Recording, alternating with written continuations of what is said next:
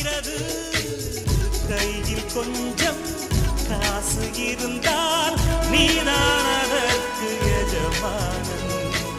கழுத்து வரைக்கும் காசு இருந்தால் அதுதான் உனக்கு எஜமானன்.